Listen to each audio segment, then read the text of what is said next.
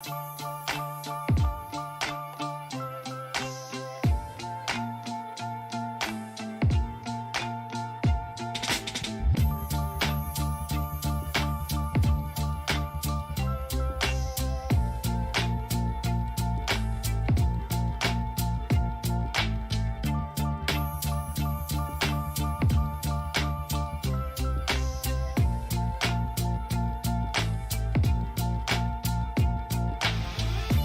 is up, everyone? You have one more hour of NBA content and then another hour of PGA content because the fun never stops here on the Awesemo YouTube channel. So you can tell by the exhaustion in my voice, but I'm Chris Spags, joined by a man you saw just about an hour ago. He's back for more. Couldn't stay away from the late Slate Sweat and Swap show. He's Greg Ehrenberg. How you doing, Greg?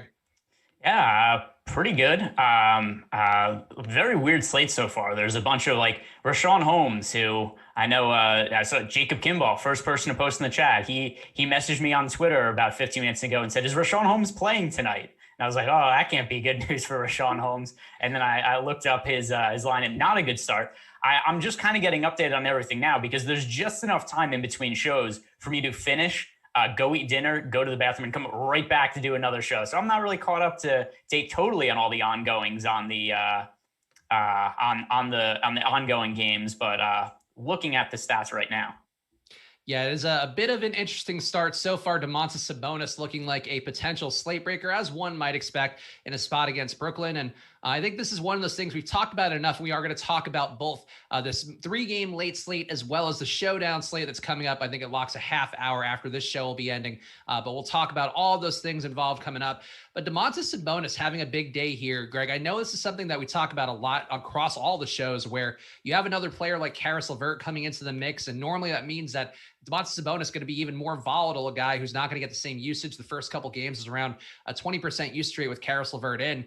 And today he's having a nice day. And I feel like that sort of makes him an appealing tournament guy, though his DraftKings price, I think, was largely untenable. I still got there because of the value out there. But how are you handling a guy like Sabonis? And I guess, are you surprised to see him having this monster day, assuming that he can keep up the pace here with 31 fantasy points after 15 minutes?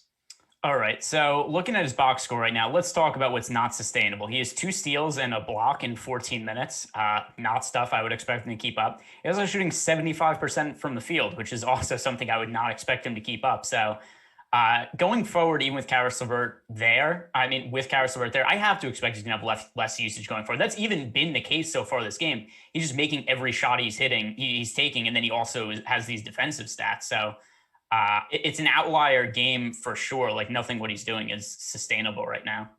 I think the one thing that feels sustainable, but I don't think is going to pop up meaningfully in the rate data is assist numbers. And that's really been when he had the big first game when LeVert came back. I think he had double-digit assists in that one. Actually, I believe he had a triple-double in that one. And this game today, too, has over 5 assists already. Like, I feel like that's the one thing I could see being repeatable and maybe is something that cuts into Brogdon's opportunity. Definitely, the overall picture, I think, is cutting to TJ McConnell at a point where you're probably not playing him at all unless one of Brogdon or LeVert is out. But at this point, I feel like the assists are the one thing I think you could point to that maybe you get more of. And it's neither here nor there. Obviously, we'll keep watching here. It's a very short sample size of games with Caris LeVert in the mix for the Pacers.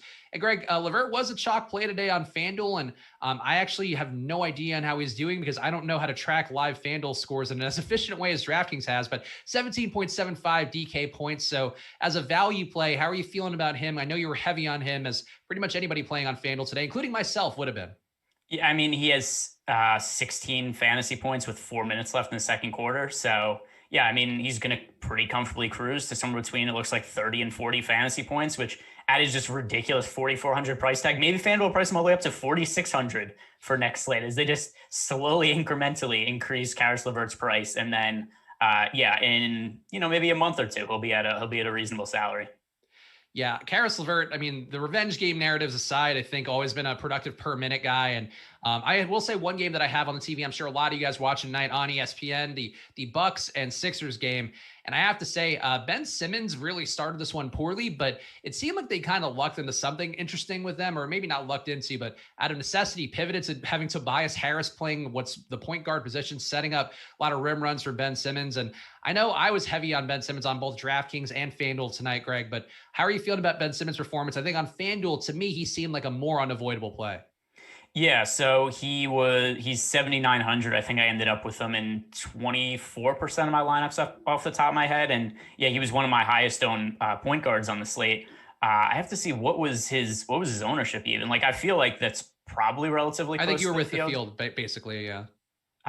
Yeah. Okay. So he's 22% owned on FanDuel. I have him at 24%. There's nothing happening in that game. That game is 42-24, almost at half. So Bucks scored 24 points with 3 minutes left in the second quarter. So there is going to be a lot of duds in that game. It looks like on both sides, just because the pace of play is so slow. I also think I'm going to do some swap optimizing for the Zubac news because I was still getting Ibaka. I think he was in our minutes projection at Awesemo when I last pulled before. So this is one that I'm going to be unfortunately having to swap optimize on. And I guess let's start to talk about that a little, Greg, because the Ibaka news, I know you mentioned in the chat as the start of the show, you expected Ibaka to be out. I think I had viewed it as more of a 50-50 proposition. And I think the minutes from Awesemo had him in up until this most recent run. They are updated now. So if you want to check them out, you can go ahead and see that. We can start to talk about some of the swap optimizing here. And Zubac at his price, I guess, coming up a little bit. I actually don't know offhand what it was because he wasn't a core part of what I was doing today. But do you find Zubac to now be a guy you'd be cramming in, I guess, on the assumption that a lot of people didn't think that he would necessarily be getting to start again? So I'm going to get to some Zubats, but I mean, I also have a lot of my centers kind of already locked in. Like I liked Rashawn Holmes today. I liked Jakob Pertl. I like DeAndre Jordan. So I just don't have that many spots to swap. And I was already on Marcus Morris. Okay. Yeah. I think to me, it is one play that I personally wouldn't mind going to a little bit more just, I mean, on DraftKings, his price hasn't come up enough. And I actually wish I had more Zubac in early because I definitely went the Tice way today. Again, I still feel like the opportunity is pretty big for him in his situation with no Tristan Thompson for the Celtics. But Zubac, now projected for 32 minutes by Awesemo, 4,500 on DK. I feel like that's the one swap optimizer play that if you do have a center spot, I don't know who you might be playing, but if you had 3 spots left and you had Jokic in, would you consider going to Zubac there and then trying to upgrade the rest of those positions? It depends. It depends what else you have available, but yes, points per dollar, Zubats is definitely somebody that I would want to get to. He played a whole bunch of minutes the other day. Yeah, I agree. I mean, I think the run that he got that day, I would say was honestly a little surprising, but that he just got that much of it. Obviously, I think you expect him getting more secure run, but to the extent that he's going to be projected for over 32 minutes again today, I feel like it's a nice spot for Zubac to get back to. So that's one swap optimizer play you could make. Is there anything else you would consider making at this point if you had a lineup that was sitting pretty right now, Greg? I don't know what the other plays necessarily could be. It's sort of hard to talk about swap optimizing in a general context because it's all going to depend upon how your lineups were built and what you had left. But let's say if you have a handful of spots left, is there anybody that you might prioritize to late swap around? Zubats and Marcus Morris would be the key ones for me if you didn't get to them already, because those are 2 guys that I've projected pretty well. Zubats in particular, but also Marcus Morris, he's cheap on both sites. So a little more favorable on FanDuel than DK. But yeah, I think that both of them are guys that you want to get at least some exposure to. All right, I'm doing a swap demise here, and I'll see. Actually, I guess Marcus Morris coming up a little bit more for me, even though I think we had him in minutes-wise for the entire day. 3,700 on FanDuel seems pretty appealing overall. Let's start to talk about the slate. I guess we could honestly go pretty much game by game for this because we do have 3 games coming up here, and then the showdown slate comes a half hour later. That is going to be for, I believe, the Clippers and Dallas game is the last one of the night. So we'll talk about that in the showdown context and the regular one more. But let's go in the first game here and smash that like button, guys. Make sure to help us out here. We're trying to make sure to put on a competent show amidst all the content going on this channel. So hit that like button and, of course, subscribe, hit the notification bell to see the countless hours of content here on the Awesemo YouTube channel every day. The first game up that we have on this late slate, Greg, is going to be Charlotte at Denver. And Charlotte's guys, I think, interestingly, the projections aren't fantastic for them because you've had Davonte Graham back in the mix, I think taking enough production away from the LaMelo Balls and Gordon Haywards of the world, at least on a median projection basis, that these guys to me seem like they'll be a little bit underowned. And I think they're the tournament play to go to in the hopes that they keep it close at Denver, a game 6-point spread here, favoring Denver at home. but I feel like I really don't mind getting one of LaMelo, one of Hayward. I think that Graham is actually a decent value play to open some things up. So to me, this is a team for the Hornets that I want to get pieces of, even though I don't want to jam them all into one lineup or a handful of lineups necessarily. But what are you seeing on Charlotte? And do you agree with me here that they might be underowned just because on a median projection basis, I just don't think they stand out in a spectacular way?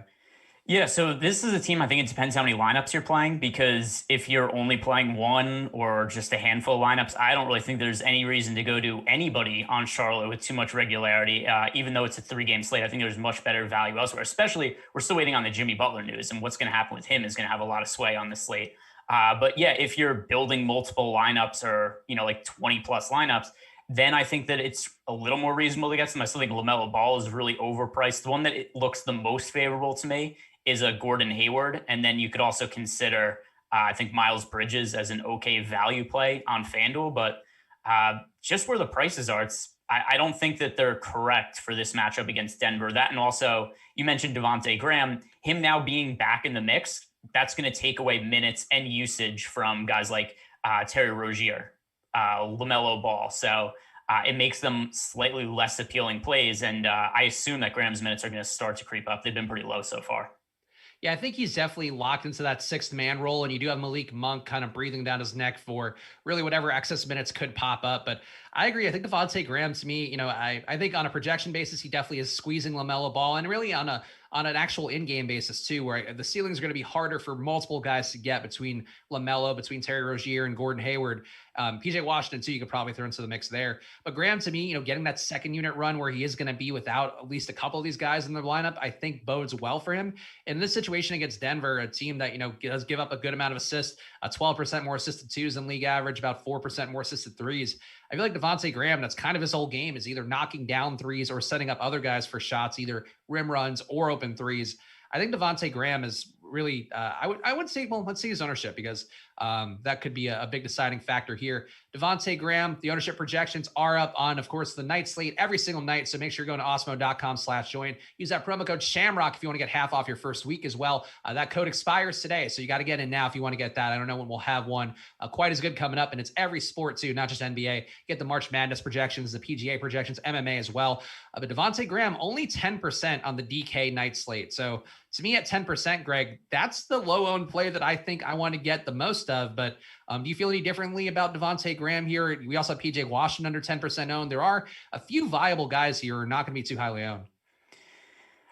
So here's the one issue I have with Davonte Graham. I get the ownership is low, but how much we expect him to play? I mean, he's in for Awesemo 23 minutes. It's just so low for him. I mean, if we look at the last 3 games, 18, 17, 22, coming back from from the knee injury that he was dealing with. So it's just hard for me to expect that he is all that much upside in a fairly tough matchup against Denver and with the minutes so limited. So I would just rather go elsewhere personally, just because I don't think there's much playing time upside. Yeah, I get it. I think I'm a little more of a fan there, so I just want to put my flag in. And I guess if you had to rank your interest in Hornets players in this spot, and well, 2 questions. Would you want to run it back with a Nugget and force it to run back with a Nugget? I feel like naturally you may get a lot of Nikola Jokic, so that's one thing to consider. But if you were to force a run back, would you want to do that? And also just rank your Hornets for me in terms of the interest you have there. Let's see. Just looking through the actual exposure I have in the launch room. By the way, why did the DraftKings slate not include all 3 of the games? I'm actually confused by that, because I actually just thought that I didn't get Miami and Memphis in the crunch that I ran, but it turns out that, that game's not on the DraftKings slate. Was it a timing change maybe? I don't know. It is on the FanDuel. It is on the FanDuel slate. I just have no clue why that is. Like, I'm looking at it and I'm just really confused. That's something that's it was something that I was looking at my laptop and I was like, is something wrong here? Like, why? But yeah, so that also confused me. And somebody brought it up in the chat too. Like, it's only 2 games. But yeah, that kind of threw me for a second. Anyway, getting back to what you were saying about Charlotte, the only guy I really have legitimate interest in is Gordon Hayward. There's nobody else that looks overly appealing to me. It's just that Davonte Graham situation. It's the opposite of what we look for in value, where it's guys are priced up from his absence. He's coming back, but he's not underpriced, to me at least, because his minutes are still restricted. But it's still a situation where where he's taking away playing time and usage from other guys. So Gordon Hayward's the only guy I think has a very favorable price tag. Yeah, I think that's fair. I still, again, my value play here is going to be Davonte Graham, but I think I wouldn't mind mixing and matching, honestly, on these guys, because really the median projections for Hayward, for Ball, for Rozier, and even for PJ Washington really looks, I think, the ugliest out of all of them by a pretty wide margin. But I think if you're willing to kind of close your eyes and assume that one guy from Charlotte can get there, assuming you do believe that they can hang in this game, like I think the Vegas total is indicating, I don't mind just getting one of the big three there, and then Davonte Graham being the value.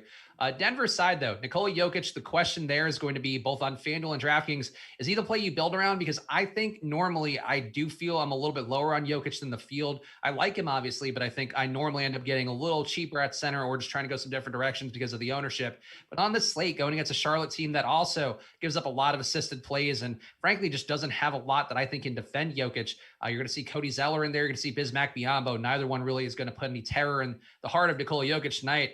I really think Jokic is unfadeable on the slate. And it's not a lock play if you're playing 150 lineups, but if you are just throwing in a couple, I think you're not putting your best foot forward if you don't have Jokic in that lineup, Greg. Do you feel any differently here, or would you consider Jokic to be a pretty much must-have, whether you're on DraftKings or FanDuel? So no, because on FanDuel we have Ivica Zubac to consider without Serge Ibaka there. So Zubac at 4,500, I think is still a pretty strong play on FanDuel, but I think those are the two centers to continue to consider. It's Zubac and Jokic. So because we have those two guys to consider, I wouldn't go like totally on Jokic. I think it makes more sense to go with a split, and actually I have a little bit of a lean towards Zubac on FanDuel. DraftKings is a little different because we have basically two guys that we can roster in Zubac and Jokic. The two of them are both really high priority plays on DK, and we could roster them together. So I think that that's the way you want to go about building, is you want to get Zubac and Jokic into the lineups, and both of them are high priority plays on DK. Also, I have to presume that you're not following the Pistons game too closely. So I'm just going to ask you this and see what your thoughts are. If you had to guess how many minutes Frank Jackson played in the first half of their game against Toronto, how many would you guess? I could say that I expected him to play, I think it was 24 minutes before the game. So I'd have just guessed 12 minutes in the first half. 19 minutes. Now, the second part of that, what's his fantasy production in that 19 minutes? Based on your tone, very poor. 5.75 fantasy points. I'll say this. Had I known that he was going to play 19 minutes in the first half, he would have just been an all-in play for me. That was exactly how I felt. And honestly, if you told me too that the Pistons were going to score 35 points in the first quarter and that they would be in a good spot in this game against Toronto, he is averaging 0.3 fantasy points per minute in this game today, which is basically Anthony Lamb for the Rockets numbers. Yeah, it's not great. Not thrilled with it, Greg. I saw minimum salary. I knew the minutes would be there with no Ellington, no Magruder, and they've been there. But boy, he is not doing a single thing. In fact, he had one offensive foul because he kicked his legs out in a three-pointer, and they actually called that, which they never call in the NBA. Only poor Frank Jackson could get that kind of indignity. And did he probably made the shot too, right? No, he missed it, but it looked like it was a foul on Lowry, and instead they were just like, nope, offensive foul, and then and that was the end of his usefulness for the day. Yeah, well, what's his ownership on DK? I mean, like he was 8%. That's given his minutes. That's probably it looks like it's not going to work out, but I'll give you credit for it. I'll give you morale points. That's probably the best play of the night. Thank you. I mean, the morale points are that's what makes the big bucks. Yeah, I mean. So when your rent's due next time, just write the check out, make it out to morale. I'll be like, I don't know if you know my pal Nerd Greg. He said that this is covered by all the morale I accrued playing Frank Jackson. But yeah, I went 100% Frank because I thought it was just, I'll take the value that was secure minutes, and we'll see. He's still cheap enough that he can get there in the second half, but I'm not feeling like the brightest boy in the world right now. Got some no interesting news there. Clippers starting lineup, I guess, just to fully cement things here: Jackson, George, Leonard, Morris, and Zubac. So that's coming up in a little bit. Other Nuggets stuff I feel like we should talk about because we still have no Monty Morris in there. You are still getting Paul Millsap for a limited amount of run, JaMychal Green a limited amount of run. But really, Jokic, the guy we've talked about, and I feel like enough already. To me, a core play, but as Greg mentioned, probably not a lock play. Jamal Murray as well looks decent, but I think a little bit overpriced on DraftKings. Michael Porter Jr. I feel like is fine, and Will Barton's been really good recently. I think picking up more of the peripherals that Monty Morris leaves behind and just absorbing them into himself like Mega Man. I feel like Barton's probably my favorite non-Jokic nugget, Greg. But do you feel like that's the move here, or do you think he's going to be pretty chalky because he does have a nice couple box score games? So it's different on the two different sites. On DraftKings, it's actually PJ Dozier for me. And the reason being is that he's also picking up a little bit of extra playing time without Monty Morris there. And it's kind of hard to find value on the slate on DraftKings where there's only 2 games. So PJ Dozier, I think, is one of these stronger value options. On FanDuel, it's Jamal Murray. Big price difference between him on FanDuel versus DraftKings. So on FanDuel, where we could roster Jamal Murray for 6,800, that's a much more favorable price tag than what he is on DK. Yeah, I get that. And I think Dozier is in play on DK2 as the value play, 3,800 on their dual position eligibility. I don't think that Barton and Dozier necessarily pull from each other, but I think that they are guys that are both benefiting from the same lack of a particular guy, really just Monty Morris. And Campazzo, I think, too, kind of lurks as a guy who could benefit more. To me, he would be the pivot to Dozier if we see a good amount of Dozier ownership. And I don't know where they're actually, guys, smash the like button too, because we'll give away some free ownership coming up at about 10 minutes. Dozier's very chalky for the late slate on DraftKings, but so is Barton. Would you consider going to Campazzo over one of those guys, given that you're getting about a 20% ownership discount if you went that way? So I think that Campazzo is a viable play, but I still prefer PJ Dozier. I feel so much more comfortable with playing time and production for Dozier because Dozier, he's played 22 plus minutes now in 6 consecutive games. And he's also somebody who I think just long-term is a better points per fantasy point per minute producer than Campazzo. So I still lean towards Dozier. The other thing also is I think that there are more viable plays at guard than there are at forward. Okay, I could see that, and I just think Campazzo, being $100 less, I think he's the pivot I would consider taking if you had. Again, if you're building multiple lineups, I agree that Dozier's the better play and the guy who historically has had a little more per minute upside. Even this year, 0.85 fantasy point per minutes for him compared to 0.78 for Campazzo. But just ownership wise, you're going to be saving about 20% ownership if you did go that way. So I don't hate the idea, even though I agree, like it's not on its face the best play. I only have him as being a 4.4x value with that median projection. How about Murray and Porter Jr.? Are these guys meaningful plays for you, or are they ones you just get if the price point works? On DraftKings, you said Murray and Porter Jr. Yeah.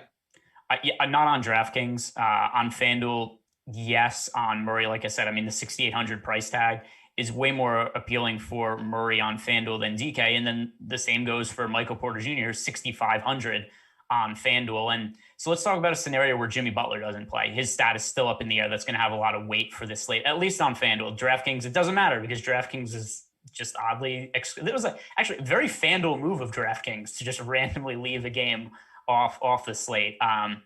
So let's assume that Jimmy Butler's out for a second. We have Kawhi Leonard at 9,300, Gordon Hayward at 7,300, Michael Porter Jr. at 65, Will Barton at 55. And those are kind of all the guys that I think for FanDuel are viable. So with that in mind, Michael Porter Jr. 6,500 price tag, I think that he is probably the overall strongest option at small forward on FanDuel. I could see that. And the positionality on the night slate is always something that we end up debating a bit more. But yeah, no Butler in there definitely changes the equation overall. I guess let's talk about that part of things and how you want to handle it, Greg, because this does seem like news that we should get while we're on the show. But the game is supposed to start at 9 Eastern, and we are now a half hour away. And I guess maybe people have to start to think about how they want to approach the Jimmy Butler situation if we don't get that news. If it's one of those things that ends up at 5 minutes after the game locks, I feel like people will be very upset with everything. But how are you handling the Butler situation now? Because it does seem if he's out, you got to bump Bam quite a bit. He becomes a 1.3-ish fantasy point per minute player, depending on the sample size you're looking at. Goran Dragic gets better. Kendrick Nunn becomes a little more viable too.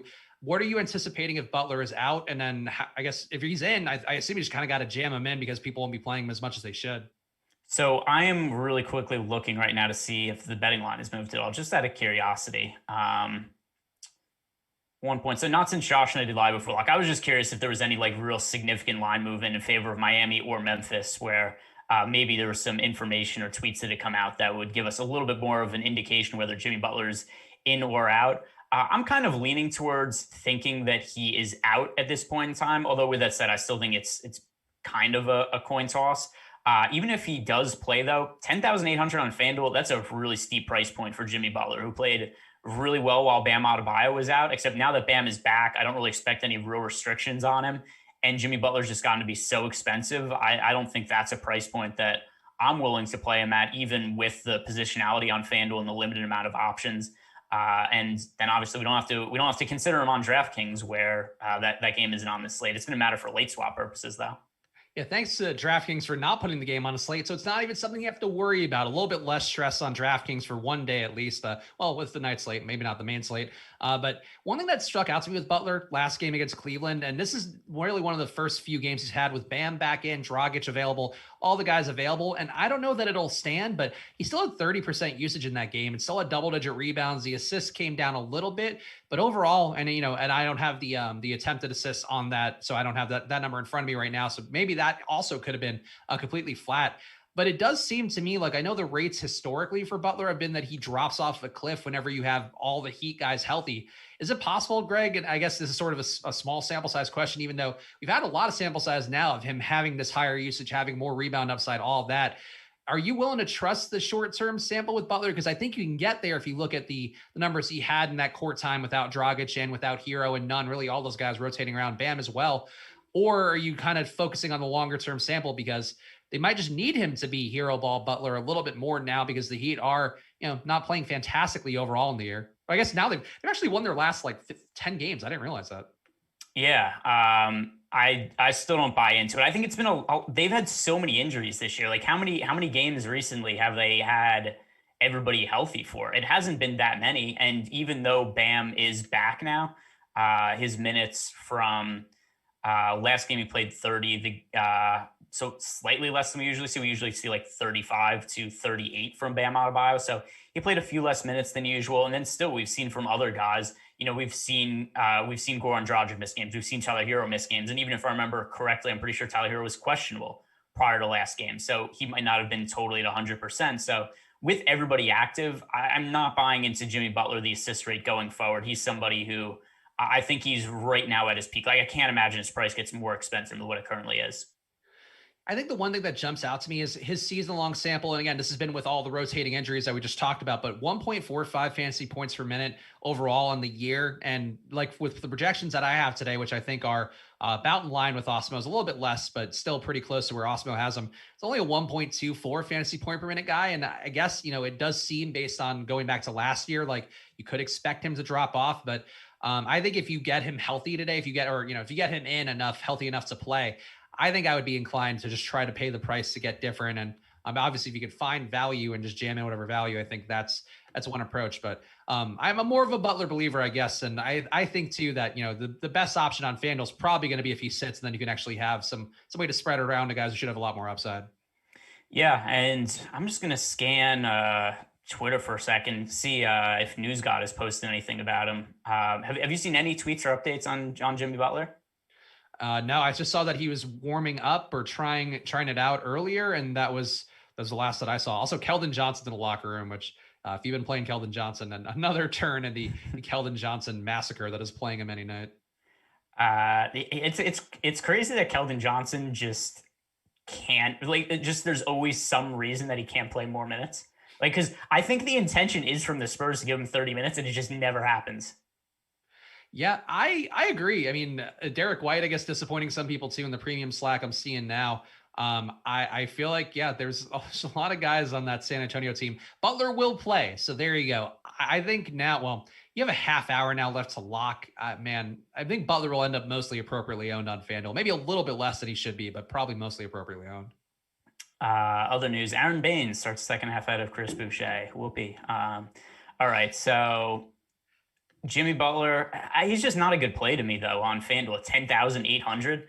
That's such a... And by the way, he is picking up ownership for the late slate, the 3-game slate. He's still projected for 20% ownership on FanDuel. So 20% owned Butler at 10,800 and potentially not at 100%? Or would you rather get somebody like Michael Porter Jr., Will Barton at somewhat comparable ownership and like half the price. Like Will Barton is 5,500 and Jimmy Butler's 10,800. I'd much rather have Will Barton at half the price of Butler. Yeah, I get it. I think if you are playing, if you're trying to leverage against Barton, just having the nice box score results recently, and then maybe being due to not have quite as good of a game, it's hard to sort of advocate for that, because I think he projects really as one of the best points per dollar plays on the slate, whether it be on DraftKings or FanDuel today. I just think going to a guy who has a really big upside, especially on FanDuel where you're locked into the positions like that, I think it's still a better move than not in terms of tournament ability, but that's that's just my instinct, and I feel like Greg has some valid points too. So ultimately with any of these shows, you got to follow your heart at the end of the day. Speaking of, Jacob Kimball asking, how possible is it to fade Luka tonight? We'll talk about ownership in a second, guys. So smash that like button, get us up to 100 if you can. We've got 270 people in the room right now. It'll give you guys top 5 owned plays for the DraftKings and FanDuel night slate, as well as the showdown slate on DraftKings and FanDuel. If you smash that like button now, get us to 100. Give you guys those for free. But how are you feeling about Luka as a play tonight, Greg? And I guess, would you be willing to fade him overall, given that you do have some other directions to go to pay up? Let's see. In the build I have, what is my exposure to him? He's my most rostered point guard on FanDuel. And in about half my lineups on DraftKings. So at least on DK, where, we don't have to worry about the individual positions as much. It's just more so who are the best plays. I think Jokic is a better pay up option than Luka is.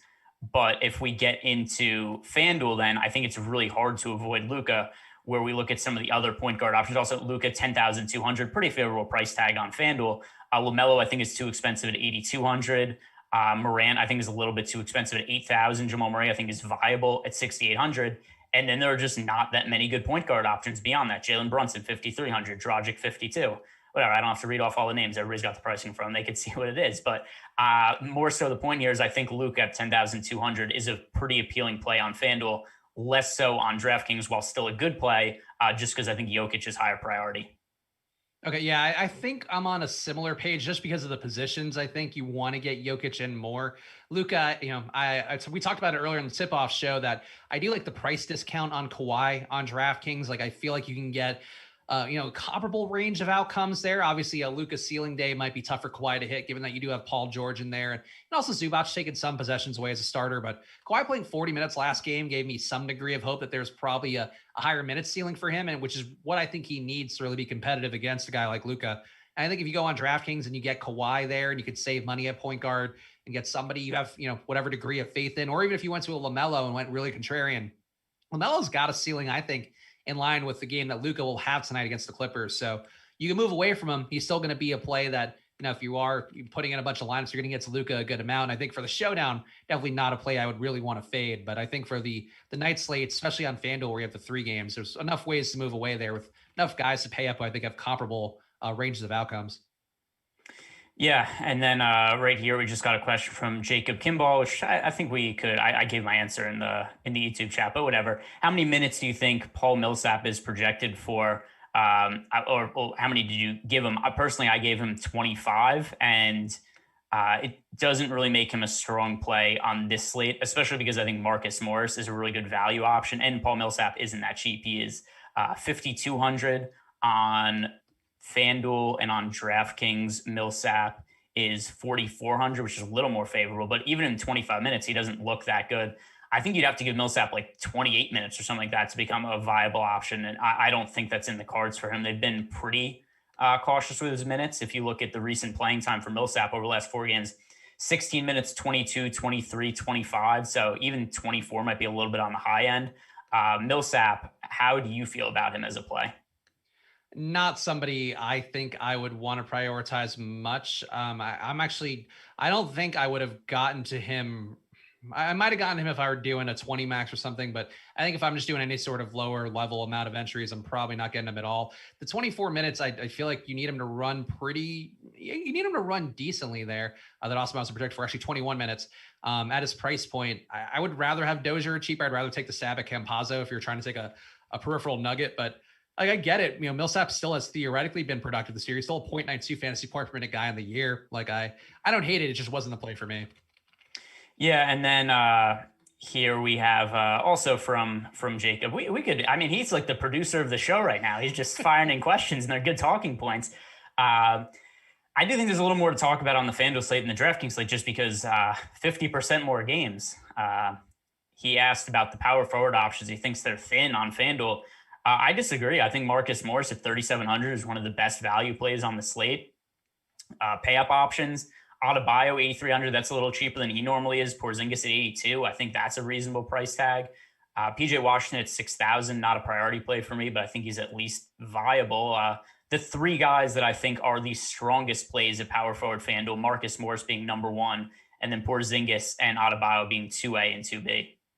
So we got a fun chat here, which I just gave the guy a timeout because I know how this goes. And sometimes people just need to take a breather to not be as whatever adjective you want to come up with. I'll read the chat. You guys can decide. Saying news fraud, Chris fraud, Greg fraud, all the frauds. Y'all show is just a 3-hour ad for a website designed to distract and draw general public away from good plays. You should be ashamed. I feel like this is something that earlier there was somebody in the chat who I think is normally a nice guy, but it was like, these guys conspire to give bad plays.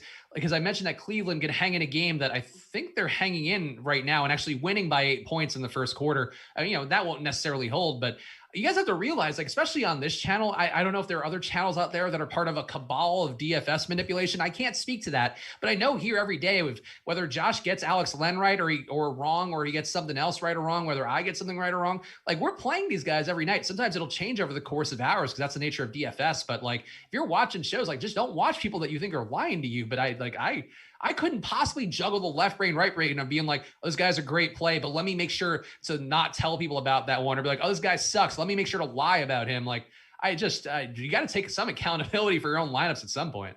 Yeah. And that was probably like my mom's burner account anyway. So, I mean, it is what it is. I just take a break. And you got people in the chat too. Shout out to OG Joe P and Big Chungus saying people are winning money off of it. Like, it's not, I just want to address it because it's something that pops up from time to time. I get, new people playing DFS. When we have the packages and stuff, more people get in and then sometimes don't get the results they want, or they just get overwhelmed by the data and don't know what to do. But man, like if you're watching this channel, you can't do as much content as we do and have a multi-layered tier of manipulation, pyramid of manipulation. It's just like, we're only so smart, guys. We're as smart as the Excel spreadsheets will tell you. We're not like a world manipulating smart. I'm not quite in that Rothschild game yet, unfortunately. And I'm actually way dumber than the spreadsheet. So like this is whole nother levels. I can't do, like, I could barely get myself dressed in the morning. I certainly can't make myself food, right? Like I gotta go to a store and buy it, have somebody make it for me. Like I'm not pulling off any kind of schemes here. As much as for some reason it seems to come up at least once a week on the late Slate show that Steve Kerr's texting me to say that Draymond Green's out. I don't have any connections. I don't know anything. Yeah, you look at the numbers, sometimes they're going to lead you in the right direction and sometimes they're not. But if you trust that process every night in and night out, you're going to normally end up better than not. And I'm not saying that in a cult way either. It's just like, that's what any statistical analysis is. Go take a community college stats course and then come back and be like, oh yeah, those guys just fucking winging it. Like it's like there's everything. Alex majored in stats in college. It's how he got this whole thing going. So I think there's a lot of things to keep in mind here. But I get being mad. Just come back and learn and be better. And let's call it money time here. Big Chungus asking, do we miss money time? God forbid. I didn't get that in. But let's do some free ownership here. And of course, you can always get the ownership yourself at awesemo.com/join. That promo code Shamrock ends tonight. So make sure you go over there and get the half off the weekly pass so you can get the March Madness projections. Our boy Pete the Heat's in chat too. It is a fantastic show and some great content on the site as well with Jason Floyd. So make sure you're checking out all the MMA content, because honestly, I was making a killing in MMA based off of Jason and Pete's videos and some of our data. And then I just ran out of time to play it. Just didn't have the bandwidth. And now I feel like I've missed my times in the fighting streets, but lots of people doing well with that. So check out their shows coming up for every week. UFC never takes time off. Top 5 owned plays on DraftKings, though, for the night slate. Nikola Jokic, 52% is number 1. Number 2 is Paul George at 49.8%. Number 3, Will Barton, rounded up 49%. Number 4, Tim Hardaway Jr. at 48%. And number 5, PJ Dozier at 46%. And Greg, I feel like out of that group of 5, there are a couple guys you can nitpick. So Jokic, Paul George, Barton, THJ, and PJ Dozier. Which one stands out to you the most as being perhaps not worthy of that chalk ownership? Tim Hardaway at 5,800. To me, that's a very high ownership for him. Oh, never mind. I was looking at the It's 48, yeah. yeah, I was looking at the showdown price. But yeah, either way, him especially coming off the bench for the price tag, it's not too high or anything. It's just kind of fair to me. I mean, what do you have him projected for, like some sort of astronomical fantasy points that I don't? Because I just have it kind of fair. So for him to be one of the most popular players on Slate, I have him projected for 22 fantasy points. So seems like a very fair price point to me. Definitely not somebody I would want to be overweight to. I wouldn't want to be overweight to the field on at that kind of ownership. I think if you're entering a lot of lineups, I would start to target the PJ Dozier ownership a little more as the one to pivot off of, just because I think you have guys at his direct price point on the same team you can, look to a little bit more. But I think if you're making a single entry lineup or, a couple entry lineups in there, I think going to Hardaway, I agree, like being the play that stands out is not as worth it would be. I'm on the same page with you there. On FanDuel, the top five: Luka Doncic, number one at 54%, Paul George, number two at 52%, Nikola Jokic, number three at 50%, Jamal Murray, number four at 39%, and number five, Kawhi Leonard at 37%. Greg, it's always the case on FanDuel that for these ownership night slates, you're going to see a lot more stars involved, but any of these guys seem a little bit worth coming onto the field on. I think maybe it would be Jamal Murray for me, but the rest of these guys I feel like are absolute core building blocks on FanDuel. So I feel like when's the last time this was updated? An hour ago. So the Jokic number is way too high, but it's also going to come down whenever the next run of ownership comes through, because Zubats is projected for basically no ownership right now.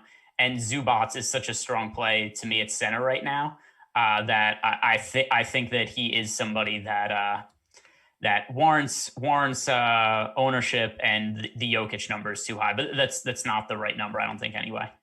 Got to give shout out to Seth, Emac, our old pal Emacs, a regular nemesis / frenemy, friend assist, whatever you want to say. Can you slow down with these numbers? Some of us don't have a rich community college education, so apologies.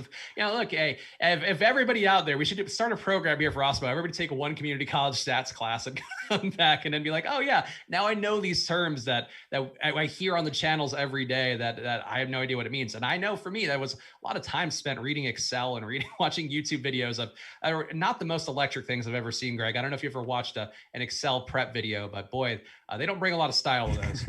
No, but I mean, shout out to Seth. People don't know this about him, but really one of the best community college recreational basketball players that the country has ever seen. He's hit, I think he hit something like 14 threes in a row in one game. It's unlike anything that anybody's ever seen before.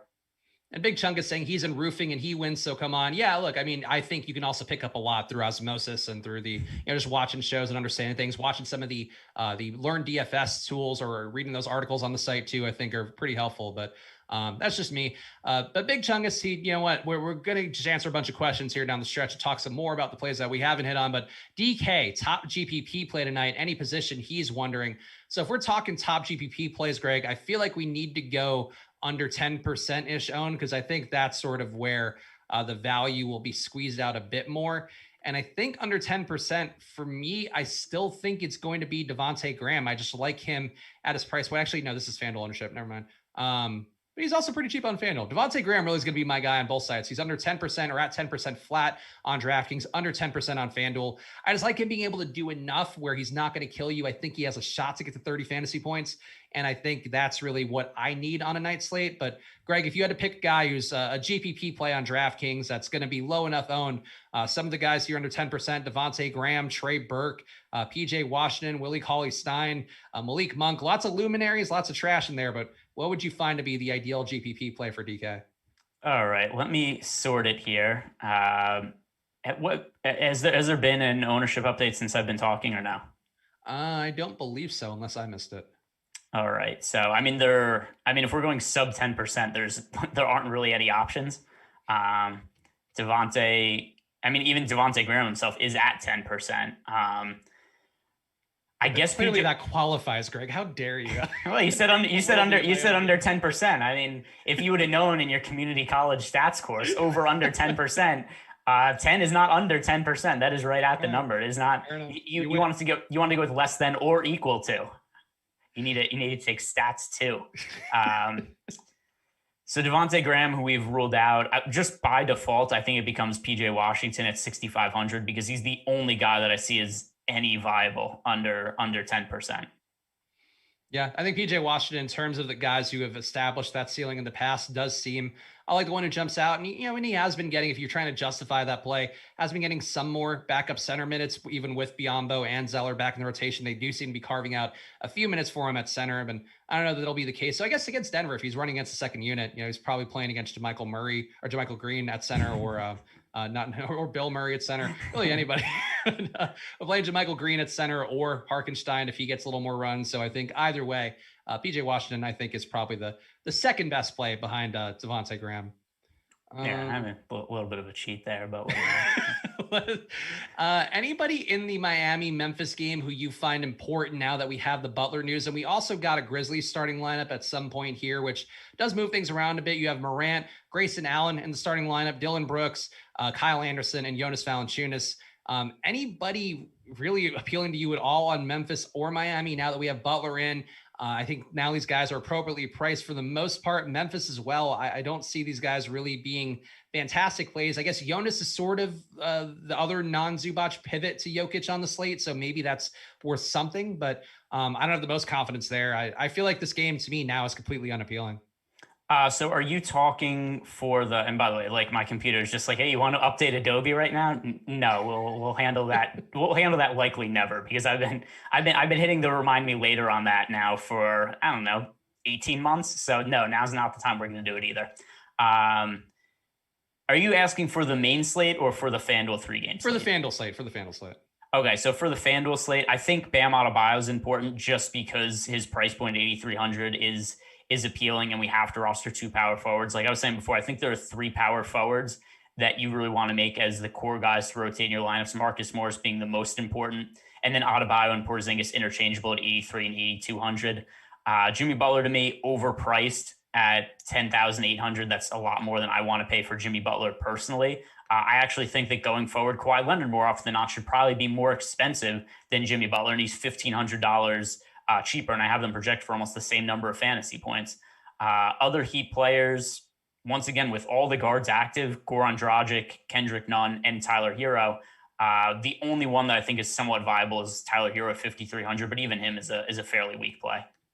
Yeah, I think these guys just, went from potential must plays to guys that I think are mixing in if you are playing on FanDuel and, just getting a little more unique in your lineups. I think those are all plays to have some exposure to on FanDuel, but probably not anybody's a priority. For Memphis, though, is anybody a priority at all there? Besides, I think Jonas, again, I feel like I made the case well enough for him, but Ja, Kyle Anderson, DeAnthony Melton, do any of these guys scream interesting to you?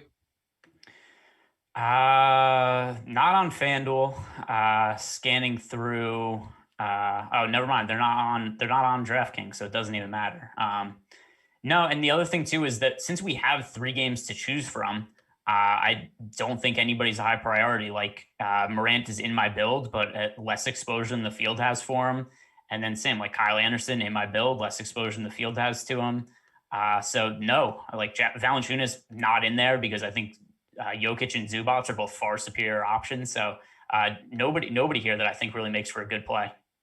And we talked about Zubac early in the show, but let's talk a little bit more about the Clippers in Dallas. And we'll try to talk through the lens of both the showdown and also as a late slate game. The showdown, again, coming up in about 40 minutes from now, but the late slate going to be locking in about 12. So make sure you're starting to get your lineups in if you haven't yet. And actually, I'll just give away the showdown ownership too, the top 5 ones on there, so we can sort of frame how this conversation is going to look. Of course, the ownership projections for showdowns as well are available at awesemo.com/join. We'll probably mention Shamrock one more time, but use that promo code today. It's probably one of the best ones we're going to have for at least the next couple, I think the next month. Don't quote me on it, but my guess would be we won't have anything that good for a while. So go to awesemo.com/join, get half off of week there with the promo code Shamrock for all the data, NBA, PGA, NHL, anything that's out there right now, it's available. The showdown ownership, though, top 5, Luka Doncic, number 1 at 90%. Number 2, Kawhi Leonard. This is DraftKings, 70%. Number 3, Paul George at 63%. Number 4, Tim Hardaway at 46%. And number 5, Kristaps Porzingis Porzingis at 41%. Top captain ownership is also going to Luka for DraftKings as well. On FanDuel, the top 5, Luka at 94%. Kawhi Leonard at 66% is number 2. Paul George, number 3 at 65%. Kristaps Porzingis, number 4 at 48%. And Marcus Morris, number 5 at 31%. The MVP slot also going to Luka on FanDuel the most, 57% for that. So Greg, for showdowns, who's your captain choice? And I have to say, yesterday, we've been talking about this a lot. Ricky Rubio ended up being the showdown winning captain. And I think I would go a similar direction of trying to carve some ownership out. But do you want to go with a chalky Luka as captain? Because I know that's the way you like to play things, Greg. And I don't want to change you because that's not what I do as your partner, as your life partner here on these shows. Yeah, well, actually, there is somebody different I like to go to for this one, and it's Ivica Zubac. The reason being is that I think he has massive upside. He is cheap, and the difference between this game and say something like the Lakers Timberwolves game last night is that although LeBron still ended up putting up a triple double, so it's not like he had a bad game. He just wasn't captain worthy like Rubio, my boy was. My sweet boy Rick. But what I would say is different about this game from that game is that there are multiple stars to pay up for. So, I mean, more than 2. So yesterday, to me, there wasn't that much opportunity cost to playing LeBron at captain because you could still fit him with Karl Anthony Towns and then some cheaper options. For this slate, I like Zubac at captain just because he lets you fit in Luka, Kawhi, Paul George, and then you go with the value option and then need somebody else to fill out your lineup. So that's why I like Zubac. So that, and I think he's a substantial amount of upside. I mean, Zubac is definitely cheap for this one, and I don't think we actually have gotten the showdown ownership updated. So keep your eye out for that if you are a premium member, because Ibaka is still on this one. So it's going to mean that that probably going to see a pretty good jump for Zubac, as well as probably a little bit of a jump for Kawhi and Paul George. And I guess the question, Greg, both for the night slate and for the showdown slate, would you be opposed to playing Kawhi and Paul George together? Because I think they're priced well enough, at least on DraftKings. And actually, no, FanDuel too, I think you make that case too. I think they're priced well enough. You could play them both together. And normally I wouldn't like that move, but they're now they're coming down a lot because people never want to choose between the big 2 for the Clippers. All right. So let's pull up the pricing really quick. I'm just going to see if you throw in a lineup with Zubac at captain and then throw in those other guys, how much salary that leaves us with. So I bet we're going to build the exact lineup that many people will have watching this show. All right. So if you put in Zubac at captain with Doncic, Paul George, and Kawhi Leonard, you have 3,750 for the other 2 spots. And that's pretty viable. But that is, once again, the issue that I do see you run into sometimes where you take a little bit of a contrarian captain play is you kind of walk yourself into the same build that everybody else who's playing that guy at captain ends up on. But either way, I think if I'm going off the board with somebody, it would still be Zubac.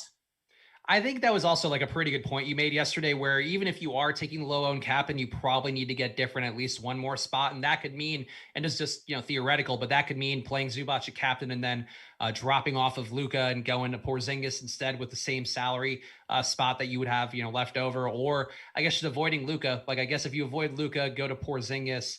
Let's see, go to Porzingis, go to THJ, who I think we both found at least tolerable. I don't know. THJ, then you can get one of, actually, no, that going to THJ sucks. Never mind. Don't go to THJ.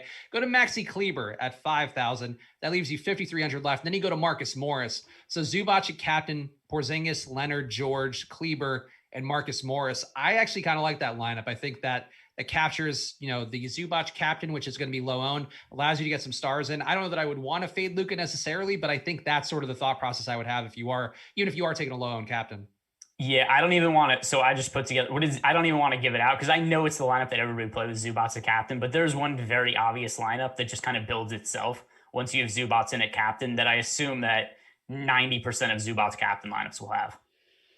Also, Jordan, our own producer, Jordan, taking some time in the chat saying, when is the swap and spit part of this? Jordan, whenever you want to come on camera and swap some spit, feel free, buddy. You are firmly invited. No pause needed on this, Jordan. It's just pure man-on-man love between host and producer. Yeah, and he missed. What did he think we were? He clearly wasn't paying attention. He was eating his Chipotle for the first 20 minutes of the show because that's what we did. Yeah, that's obviously Greg and I were making out through the screen all over again just to get morale up. Yeah, I can't believe we missed that. How could you, Jordan? God, some producing you're doing. The Dallas side, Porzingis, Greg, we've talked about him enough on these shows and in general on shows. And I think I've made my stance on Porzingis known that I'm just not the biggest fan. I know he's got tournament upside, day in, day out, but I just, for me, doesn't project the best. And I think the rates for him coming down enough this year that I'm not terribly inspired to love him. That said, 8,100 on DK, the upside is there. Not, again, cheaper than Luka by a pretty wide margin on the showdown as well. How much Porzingis is too much Porzingis for you, or, relative to ownership, I think, where he's going to be, I would say, decently owned. It doesn't seem like he'll be like a chalk play by any stretch. He's definitely one of the top guys, but 40% of the field isn't onerous by any stretch. Yeah, I don't think he's a high priority play though. I mean, he's more expensive than Paul George, and I mean there's a small ownership gap in between them, but not as much as I think it should as what I think it should be. Like I think Paul George is a way better play than Porzingis at a cheaper price, and then he's also only $600 cheaper than Kawhi Leonard. I mean, these are guys who I think are much better fantasy producers than Porzingis. So to me, Porzingis, of the 4 pay up options on the slate, he's the lowest priority. Is he a viable captain to you, though, given that he's going to be 6% owned? And honestly, that might be lofty. I just don't think people buy in on Porzingis as a captain, especially on a slate where you have Luka, you have Kawhi, you have Paul George, and then you also have the cheap options like Zubac. I think I could talk myself into playing Porzingis at captain just in the hopes that if he has an outlier day, he gets in, and then maybe fading him at utility, because I don't know. Like, I don't know that he's going to have a mediocre day that still gets into the lineup. But would you play him at captain, or is there anybody else you would play at captain besides some of the guys we talked about? So if you are playing Porzingis at captain, I think we have to think about what is the scenario where he just has a massive game. And I think one of them is just Luka struggles tonight. Like maybe Paul George and Kawhi Leonard, just each of them alternate and spend like the entire game on Luka, and he just doesn't play particularly well. So the only scenario where I would want to play Porzingis at captain is in a lineup that just fades Luka. Okay, I think that makes some sense. And yeah, I'm with you on that. I think that definitely trying to pin it to some sort of contingency that people aren't expecting, especially with Luka being 90% owned, that seems like a pretty solid move. For FanDuel MVP, I feel like you could actually get a little more different there. Like I still wouldn't mind going to Kawhi or Paul George at MVP, just in the hopes that you are getting away from the 57% of the field, even though Luka's an obvious play and you're not paying the tax for MVP on FanDuel. But Greg, for that, I guess, do you feel like Luka's the MVP choice for you, or would you be willing to go to Kawhi or Paul George? I would be willing to go to Kawhi or Paul George. Those are the only 3 players I would consider, though. And Luka is still the highest priority of the 3. It would be Luka 1, Kawhi 2, Paul George 3. All right. And now I'm going to check for any last minute questions. So if you got them in the premium Slack, do them. Sam Cassell Dance asking, can I play Terrence Mann on the DK late slate? I don't know why you would necessarily. Awesemo has been for 17 minutes. So he could get there. I don't think that's a play I'd want to do, Greg, but do you feel any differently here? I feel like, again, it's a 150 spot. That's different. But for me, if I were building a handful of lineups, it would not be the first name that comes to mind. Is he talking about the showdown or just the late slate in general? For the late slate, it's no. For showdown, slate, yeah. Okay. For showdown, if you want to throw Terrence Mann in there with Zubac at captain, you can play the lineup that everybody else is playing with Zubac at captain. That is the lineup that I was looking at before. That is the one that I'm pretty sure everybody's going to have with Zubac as the captain. We also got a question here from Melissa in the chat. Just went away. Any thoughts on Willie Cauley-Stein tonight? Awesemo only has been for 10 minutes. So to me, that is not a great sign for him. I would rather take a shot at Trey Burke, who's projected for 18 minutes and certainly has the ability to shoot himself into more minutes. So I think that's the way that I would go, Greg. But you have any interest in Willie Cauley-Stein, or I guess similarly Dwight Powell, who's got 13 minutes on the clock for him. So neither guy really projected for a lot of run today. No, so I mean, we have no Dorian Finney-Smith, so that does lead me to believe that we're going to see some bigger lineups from Dallas. But even so, I don't think we're going to see massive minutes out of Powell, Willie Cauley-Stein, Maxi Kleber. I think all of these guys are probably destined to play somewhere between like 10 to 18 minutes. And it's really hard also to nail down which guy it's going to be on any given day. There's some days where it's been Willie Cauley-Stein, some days it's been Kleber, some days it's been Powell, but it's really, really difficult to predict. Also, today is apparently a Robert Williams day and not a Daniel Tice day, which just makes me very sad. But I don't know. Got so many last minute questions here. Why does PJ Dozier suck? He sucks less when he's playing backup point guard. He sucks more when he has to play like a 4-man / wing role where he doesn't do anything with the starters. But I don't think PJ Dozier sucks. I feel like he's been productive in the past. They just have asked him to do different things, and to his credit, he's adapted just to kind of keep his roster spot and his spot in the league. Yeah, no, he's a friend of mine. I think I've had a couple of okay slates with him. I don't think he sucks. Like he's also somebody who really more relevant for late slates than he is for full slates, just because Denver is a team that plays on a lot of the late slates as a West Coast team. Obviously, any slate with Denver has Nikola Jokic, so we're always looking for value plays on late slates. And Dozier is always somebody who stands out, at least for late slates, for that reason. But yeah, main slates, I don't think he really ever matters. One guy I have to ask about real fast before we jump off, because we talked about the other Dallas big men, and I do think that Maxi Kleber projects to me as the best of the Dallas big men. And he's also got dual position eligibility on DraftKings. We just locked for the night slate, though the showdown's still going on. So I'll just cover this real fast. But Kleber to you, 30 minutes in Awesemo's projection for him. He has been playing big minutes recently and doing absolutely nothing with them. But I think on paper, like at some day, he's got to have an outlier effort. And why not today, Greg, would be my question. Because I don't think he's a great points per minute fantasy producer. And I also think his minutes are in flux. Like he could play decent minutes against the Clippers, but I don't think it's guaranteed. He played, like, look at his last couple of games. He played 36 minutes and scored 14 fantasy points, 31, 15. Basically, I mean, he's playing games. He's playing over 30 minutes and like at best scoring generally like, 22, 24 fantasy points. So he's just not a great fantasy producer. In celebration of PJ Tucker getting traded, it seems like he's been doing a little bit of a recasted version of PJ Tucker in his role in Dallas. But I just think on a projection basis, Awesemo has him for 20. I have him for 21.7, which strikes me as too high. But look, it is what it is. The numbers are what they are, as we said earlier in the show. So Maxi Kleber, to me, I think an interesting play on the night slate, because you look at the box scores too, they've been really ugly, and maybe he will have a day that he shoots a bit more. Greg, any final thoughts here before we yield to the PGA show coming up in just a few minutes on a different link on the channel? No, I would appreciate it. This is just generally throwing it out to the heavens, but could the Spurs keep the game against the Bulls a little bit close? Because I have some live lineups on FanDuel with Jakob Poeltl at center, and I'd prefer if he didn't play like 0 minutes in the second half because the Spurs lose by 30. I agree. I think Jakob Poeltl on FanDuel looked like a great play, but find out what the great plays in the PGA are coming up in a few minutes here. I believe it's Ben Rossa and Jason Rosslin coming up doing the live before lock for PGA, so stay tuned on a different link on the channel. Subscribe to the notification bell. Use that promo code Shamrock before it's gone forever, and we'll see you guys again tomorrow. So enjoy your nights and good luck.